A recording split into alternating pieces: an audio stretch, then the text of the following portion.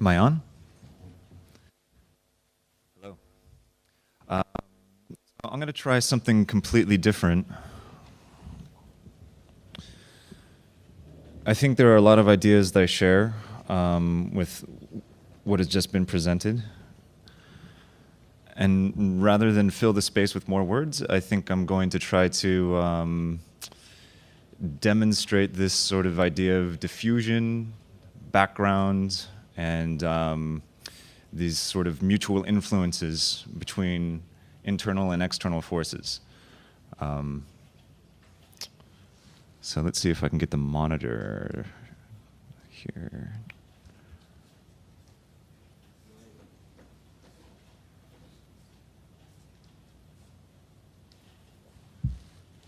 All right, great.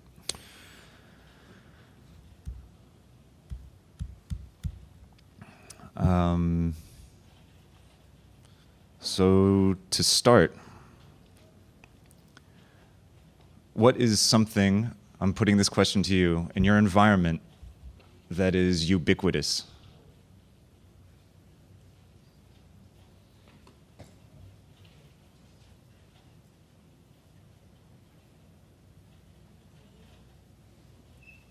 This could be in terms of technology. This could be in terms of an idea. You can shout it out, maybe. What?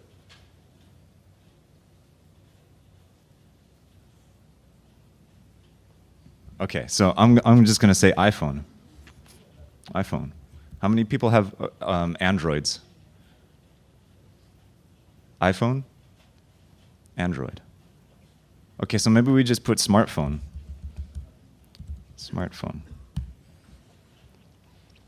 So there's materiality that I'm kind of curious about. We have the object itself that we can look at, but there's another sense of materiality that I want to get to by exploring the physical object. So what's inside a smartphone? Lots of text here.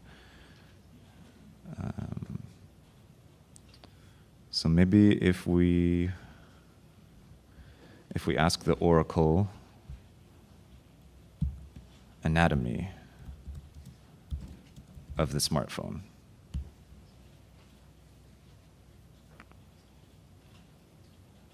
Okay, how smartphones work. That's good.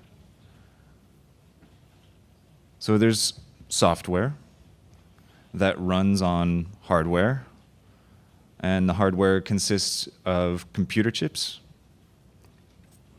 And the software itself, you have the operating system, of course, the applications that run in that operating system.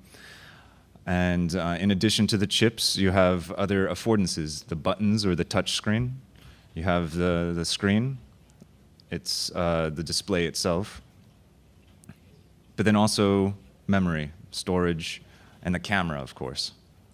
So already we're getting a sense that these tools are a conglomeration of things, assemblages. Of course, the battery. Geez, how many people have the problem of having the Android and the battery runs out very quickly? Is this a problem? No? Okay, so let's go to the, let's go, just choose one thing, a small thing, the antenna.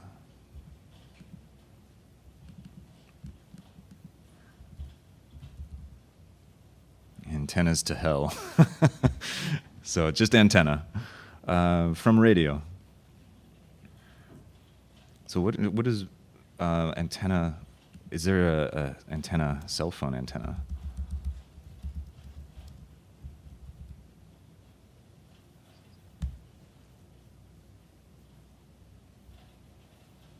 Ah, images. So I guess we're familiar with antennas looking like this here, or like this, or this, or this, and even these. Yeah, like the trees. Do they have them here? So are they really hiding the antenna? But you know it's an antenna. So it's not working. Okay, so here we have the antenna as this wire, this thing that broadcasts, right? But it takes up a lot of space. It's built of a specific link. It has a specific resonance that amplifies or maximizes a particular frequency.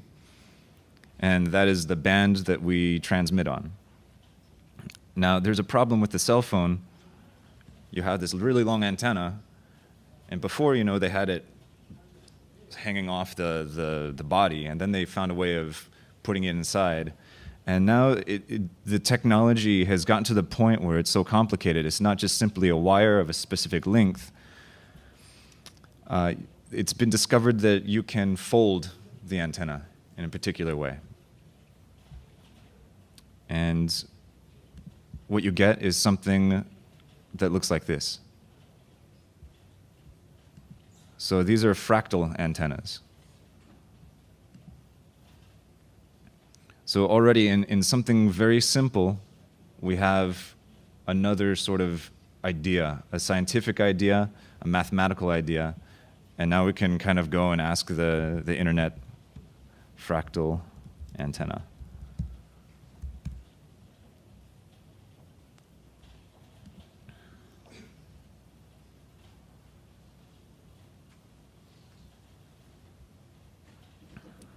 They don't have much on it here. That's kind of surprising.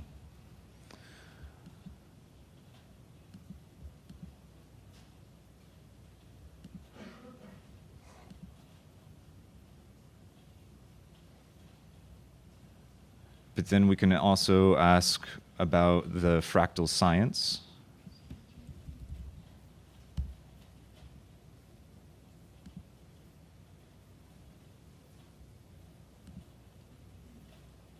And this is all available. You can kind of go through these searches yourself.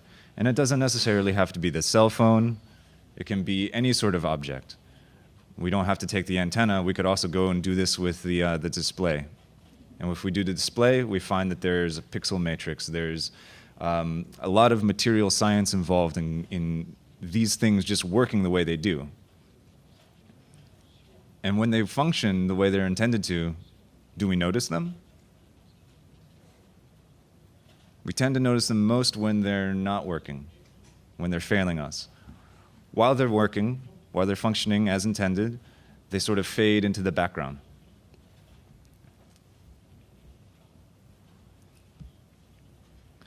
So it's this idea of background and environment. I kind of just want to speak directly to the last presentation. Specifically this idea of silence with Cage. And the fact that it's an illusory sort of thing, that sound is an idea of how you pay attention to what one hears.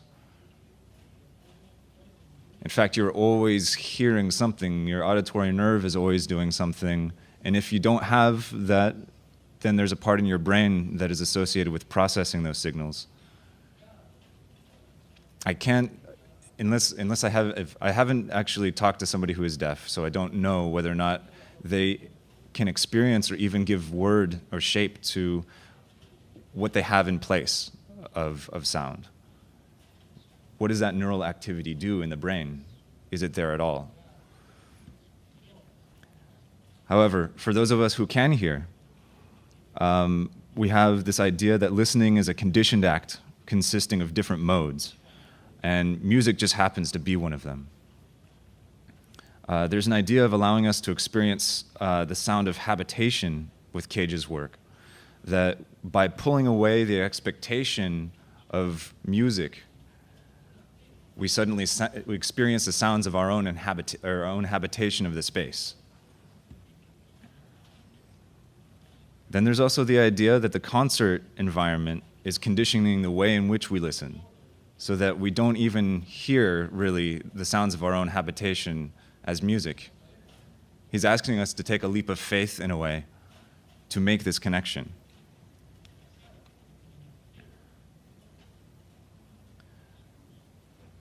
So then there's also this idea that space contains dimensions beyond its acoustic shape or space or attributes, which shape sound.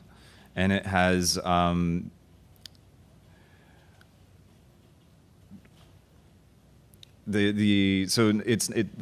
concert hall is not only designed specifically for certain kinds of listening, for certain kind of acoustic qualities,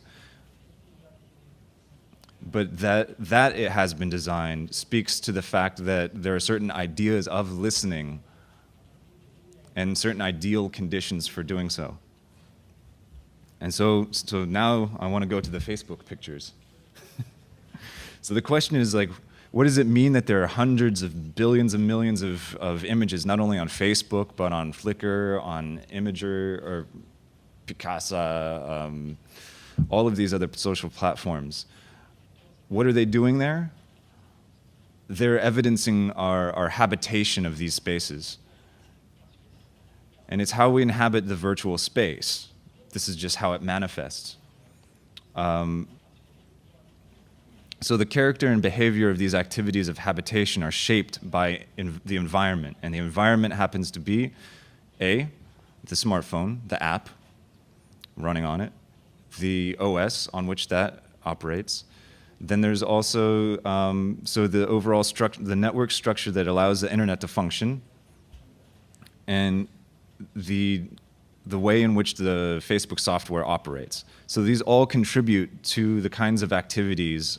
They promote a certain kind of activity, and our habitation it's just shaped by these factors. But then we can ask, how are these shaped? Who's making these decisions? Because ultimately this environment is constructed and is an embodiment and manifestation of certain decisions, ideas, certain motives, desires, values, etc. So in a way, we can see that our environment takes up this idea of diffusion. We diffuse our agency into the environment, but at the same time, the environment exerts some agency on us, because we not only inhabit the environment, it shapes our behaviors. And through this shaping of behavior, the agency that has been put forth, and also the agency that exists inherent to it, influences us and inhabits us. Okay, so who wants to see some art? I'm just going to go from this. If there are no, is there anything to add? I feel like this is a transition point, and I don't want to just like jump into the next thing. Okay, I'm done preaching. So my work, a couple of projects, just to give an idea of what I'm doing right now. I work with glitch art, in a way, and it's one aspect of my general practice. And the major project that kind of set all of this in motion was Year of the Glitch. It's a year-long glitch-a-day project. And for 366 days of the year of 2012, I posted on Tumblr a glitched image or series of images, sounds, some video, animated GIFs, of course. And here are some examples of recent posts. It's still ongoing. I have quite a large following, and it's a way I think that people are becoming exposed to this idea of glitch art. But basically, it started as a way for me to explore the materiality of digital media.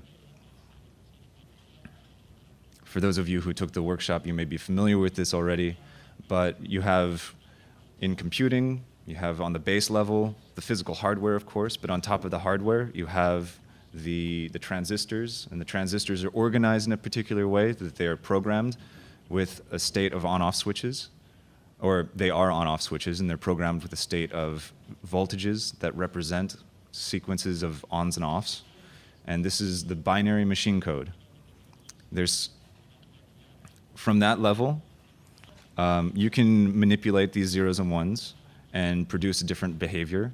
and then you can write software for it, and so you have the operating system, but then you also have the media itself, and the media and the software down at the fundamental level are both zeros and ones. So in a way, it's sort of exploring this interchangeability of, I mean, they're interchangeable because the material is the same, and it's just a way of prescribing certain uses to certain structures, and also subverting this that happens to manifest in my particular approach to glitch art. And recently I've been translating these into textile designs because I find that it's quite boring to have everyone sitting in front of the computer staring at the screen. In fact, I kind of feel awkward that this is what's happening now. It's like, hey, screen, Apple, here we are. This is our environment. But there are other ways of inhabiting the environment, right? And it's this thing that everything is becoming computerized, automated, digitized, and so we're now able to produce objects that come from this digital world. So I was exploring, how is it meaningful to translate an image that's prepared with a broken camera into a physical object? And textiles happen to have a historical link with the mechanism that became the way that we programmed early computers. It's the punch card. So I'm going to move into my slides. Those are not my slides.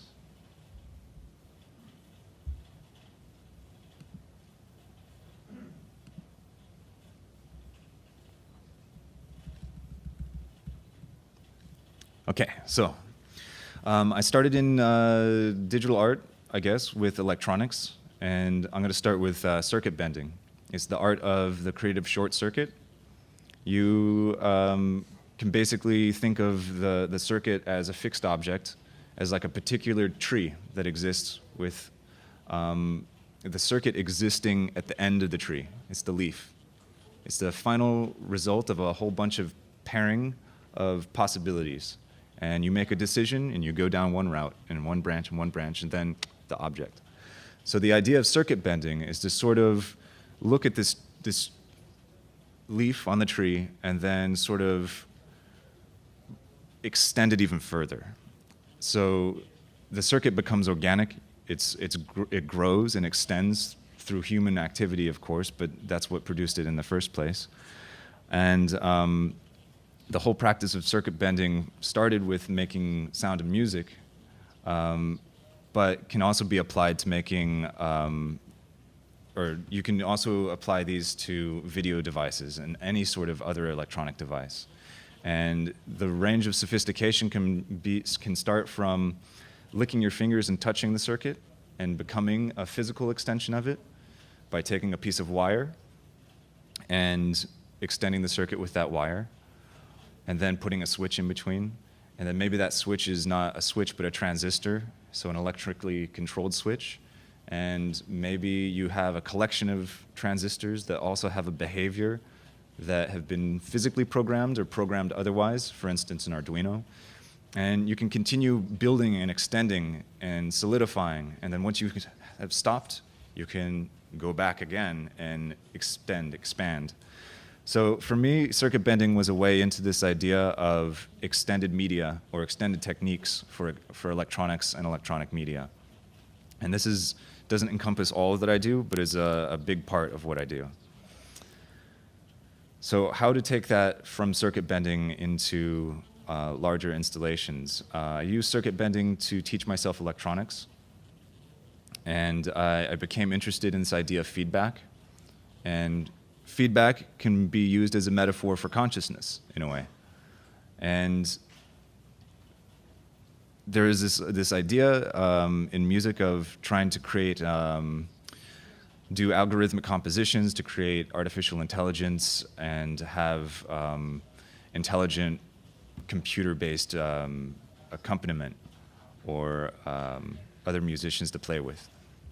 So I got interested in the idea of creating neural networks as a way of just exploring this idea of embedded intelligence, something that you don't necessarily program behaviors for, but you build the components and behaviors that arise from them. So I went and researched the neuron.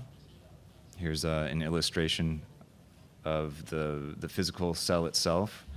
And I went and looked for ways of modeling the electrical behaviors. I'm not going to go into all the details of how this works, but essentially I was able to build a circuit that behaved in a way that was very similar to the way a neuron behaved.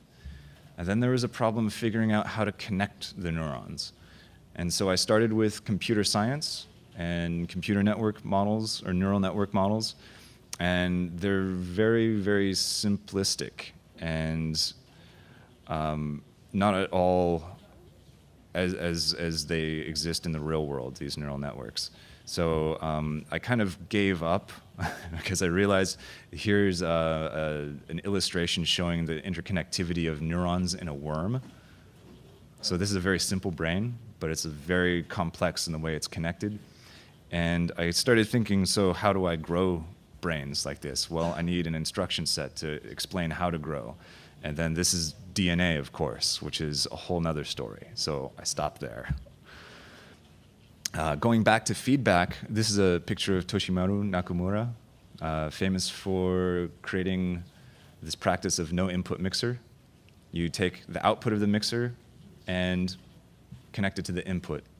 And by doing so, the mixer itself is normally invisible, or you don't know that you're listening to it.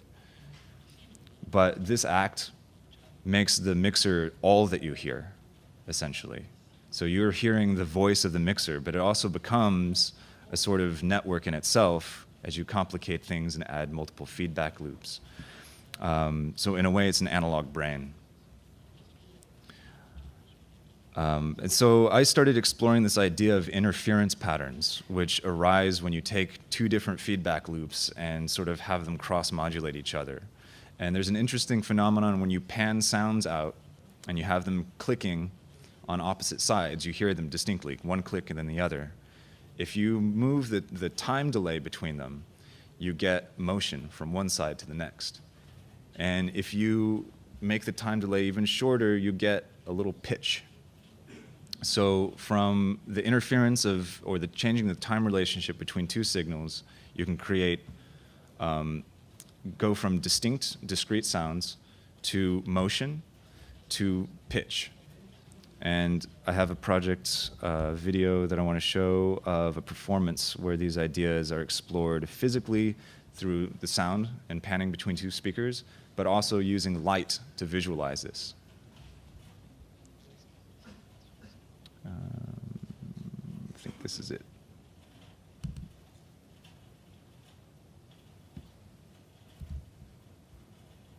Oh, okay.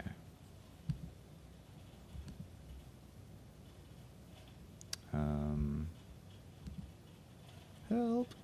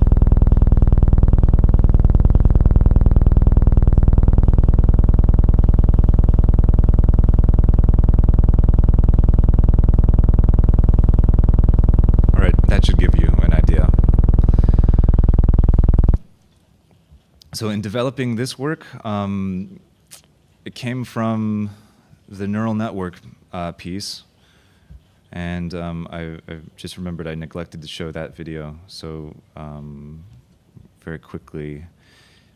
Here's the neural network piece, and you'll kind of get a sense. So this came before, kind of get a sense of where the idea for the flickering light came from.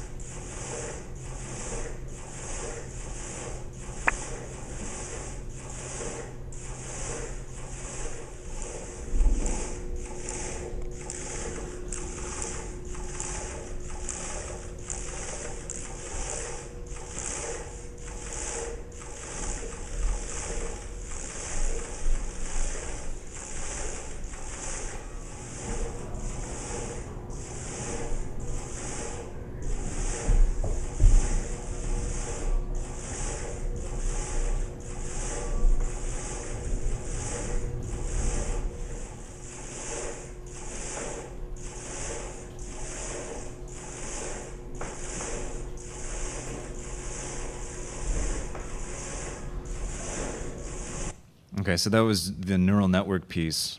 And for that, the idea was that the information would be transmitted through light. And I had to find a way of controlling the light. And I just found that in the process of developing the circuit and the light control, that the flicker was very powerful. And that I then just started to explore it. And that's how I wound up with the interferences work. And there's an interesting thing with this this idea of having the flicker and then also a neural network, because neural networks have their own frequencies, their resonant frequencies. And what happens with interferences is you have the interference between the feedback on the mixer, and then you have the two lights and the timing interfering with each other to create the motion. But there's also the frequency of the light itself, and that's interfering with the resonant frequencies of your optical nerve. And this produces all sorts of other artifacts. So it's this multi-staged or multi-layered approach to thinking about maximizing experience from one phenomenon, and that's just interference. I think I want to take just a little bit more time and show a couple more projects. How much time do I have? Maybe 10 minutes? 5 minutes? There's no. Okay.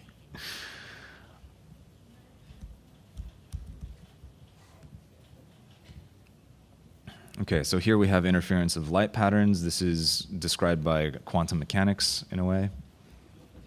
And then there's also the moire effect from aliasing, which is another form of interference.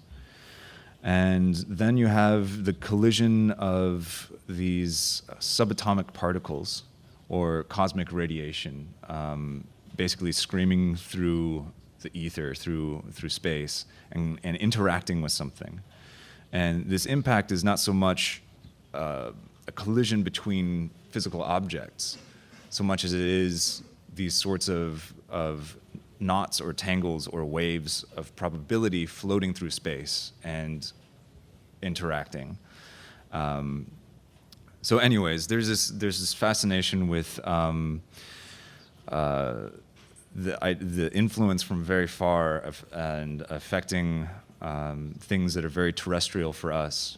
So we have cosmic rays coming essentially from across the universe, interacting with objects in our atmosphere, and they produce cascades of other subatomic particles, electrons included, and it's believed that this is the initiation, the ignition for lightning bolts, in one sense.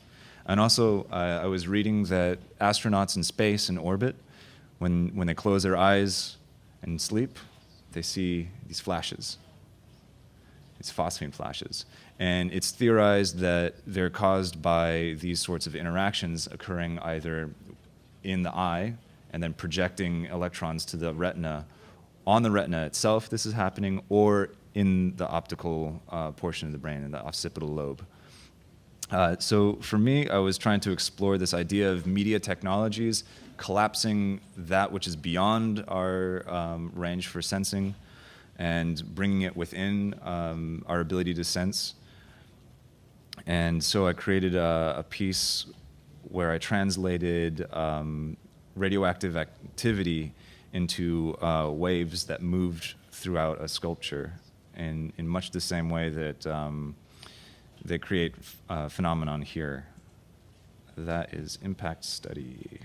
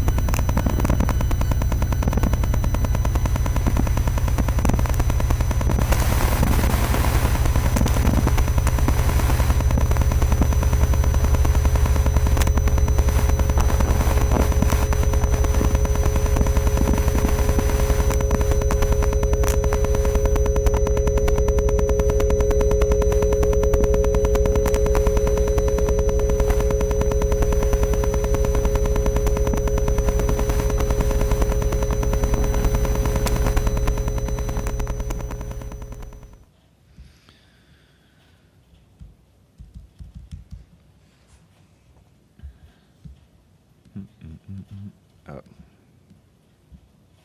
There we are. So here are these interactions dramatized by the CERN laboratory. This is on their website. Even though these things happen and you can't see them, CERN wants you to know that they're spectacular.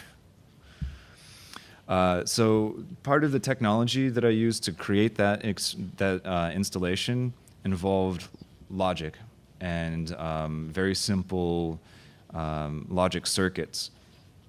One is called the shift register, where you have basically units of memory, and if you give it a clock signal, it will shift whatever's in the memory over one at a time, so that creates the movement back and forth through the sculpture. I've used these circuits extensively. They were also used in the neural network, and I've been now integrating them with the feedback performances. And I'm going to play briefly some excerpts from a recent piece where we're listening to the feedback of these digital circuits through an analog system.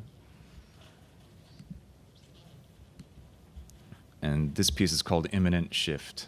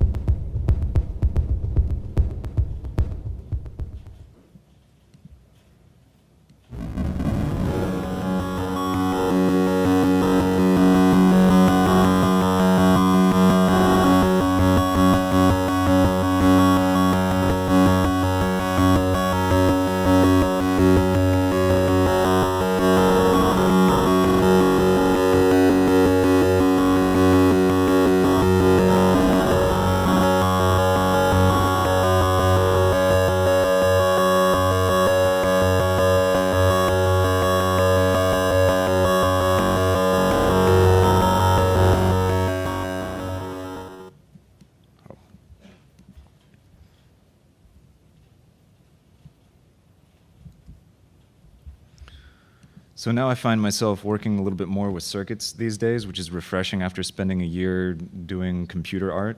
I spent 2 weeks working with the circuit bender, Peter Edwards.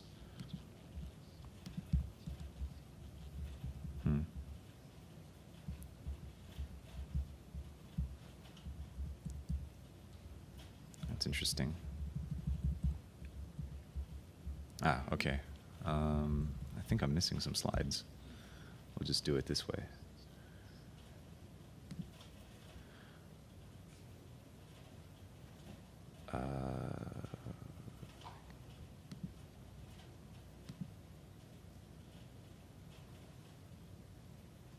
That's strange. Okay, so I won't be able to show you images of these things in action, but I will be able to show you some video. Basically, I've been taking these CMOS chips and making musical instruments out of them, and this will be part of the performance for tomorrow. Let's see here. It's on the desktop. Oh,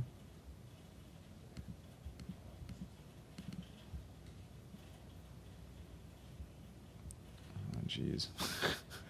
Help.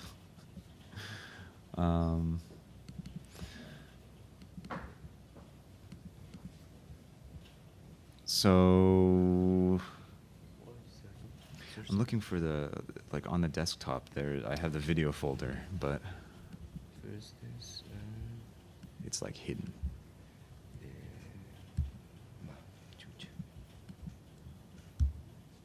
Okay, yeah, there. But yeah, which one? There we go. Wait, what?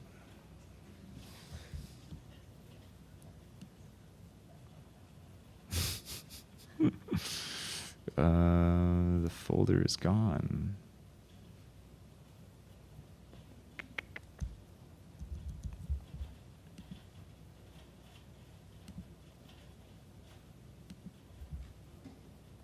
Okay, so I'm just now going to play the breadboard modular instrument that Peter Edwards and I have been developing. It's not quite what I'm going to be performing tomorrow, but it's something very similar. Here we go.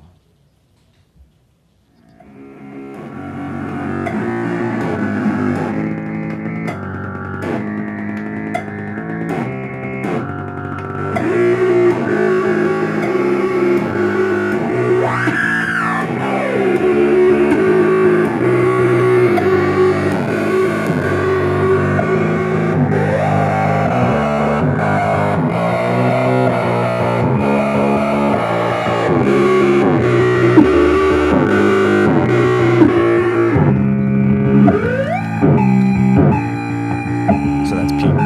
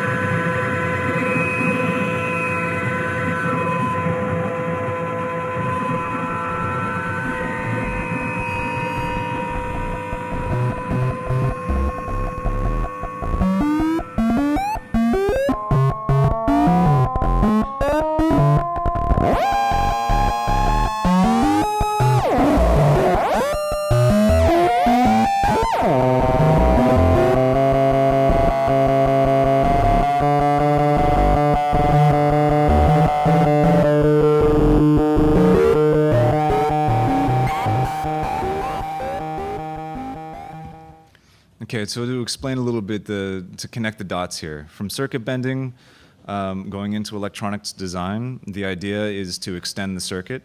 And once you have an idea of how to extend the circuit, you also gain an idea of how to build the circuit. And then once you're building your own circuits, you can have the option to have all of the possibilities that normally you would have to circuit bend to gain access to open right on the surface. And so that's the idea with this instrument that we're developing, or it's more of a system for experimentation using analog and digital, very basic analog and digital logic chips and synthesizer circuits. So this this platform is modular and extends this idea of invention from the very design of the most basic circuits all the way up to the larger structure. So from the CMOS chips, they have possibilities and inputs and outputs. If you take two of them and merge them together, you get one particular behavior or set of behaviors. And the idea is to present and build these modules so that all of these behaviors are accessible with a few patch points, which borrows from modular synthesis. But then also to keep it in a voltage format that is compatible with analog synthesis.